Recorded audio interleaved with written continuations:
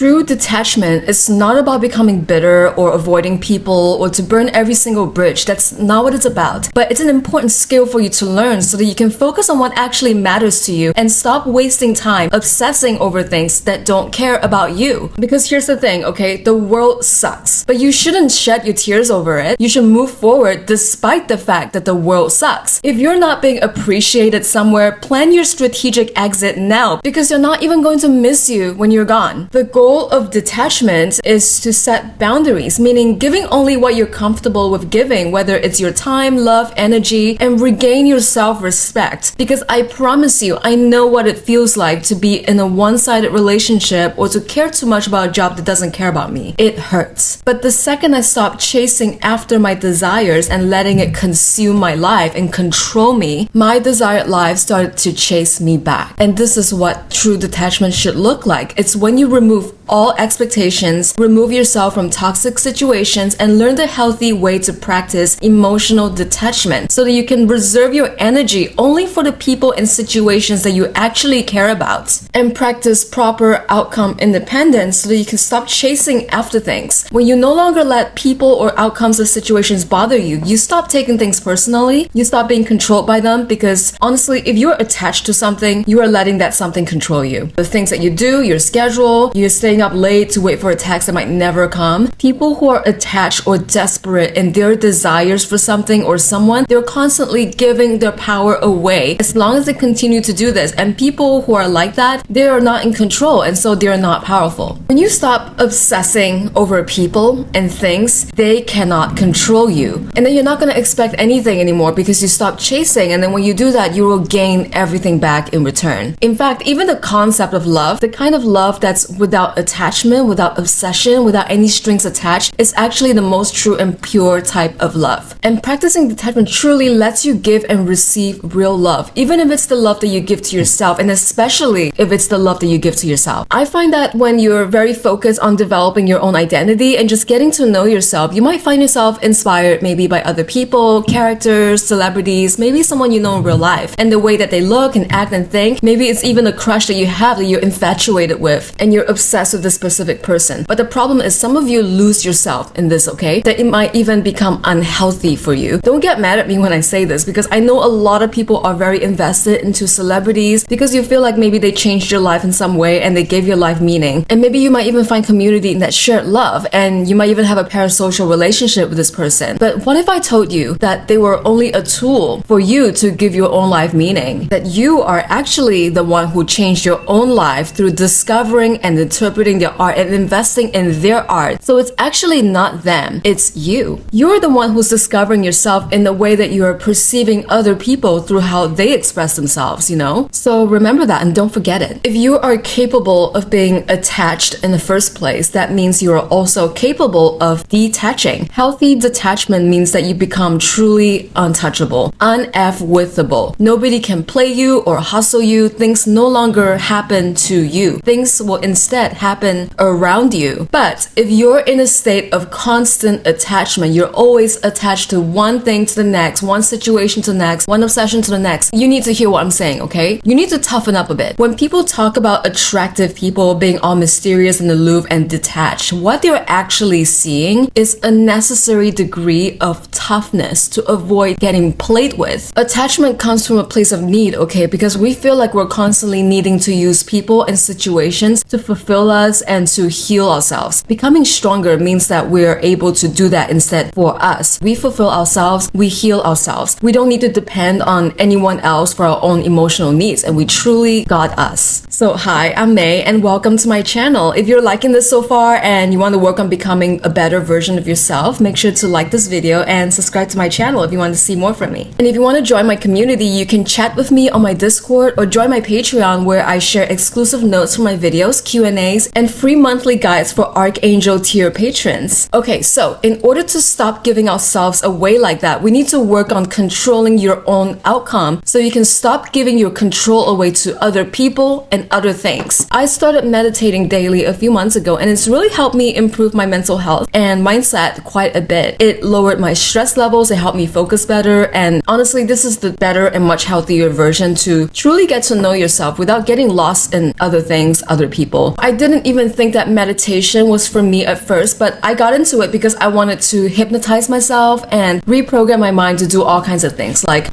becoming more confident, luckier, finding more success, and letting go of things easier. And you need to know this. These things are all in your mind, And I use this app called Aura, and they have thousands of guides and meditations and even hypnosis for things like building confidence and losing weight. And there's so much on there that I've never repeated a single meditation or sound unless I really, really love it. And I'm never the kind of person to sit around still and do nothing and meditate silently. So I use their guided meditations on the bus, when I'm bored, when I want to do something, and I'm in the waiting room at the doctor's office, when I'm walking on my way somewhere. And I also use it to help me fall asleep and reprogram my thoughts while I'm in a very suggestive and in an alpha or flow state. Every moment that I have in my life that feels a bit spacious or even transitory, or maybe I want to fill up the space a little bit, can be used for meditation. And the thing is with meditation is that you're creating more time and more space for yourself. It's honestly one of the best habits that you can form. And I think that when you have a meditation practice, all of these things that I'm talking about in my videos on my channel, it all becomes a bit easier for you to absorb and implement them. When you truly get to know yourself, you literally will get handed the keys to win at life. I promise you. You can join me on a 7-day free meditation challenge just to try out a new thing to see if this habit is for you. And you can read this PDF that I'm going to link in my video description box so that you can learn how to start. So check it out. So I'm going to need you to remove all expectations because life is all about uncertainty. There are things that you can control, and then there are things that you just cannot control. And in fact, most things you cannot control. You should find peace and freedom in this idea. So just let go. When you let go, you remove all expectations. You can't feel disappointed at anything. You stop being so stressed from the constant obsessing and world around you, and reality no longer has an effect on you. If something happens, then it happens, and that's great. But if it doesn't happen, then meh, whatever,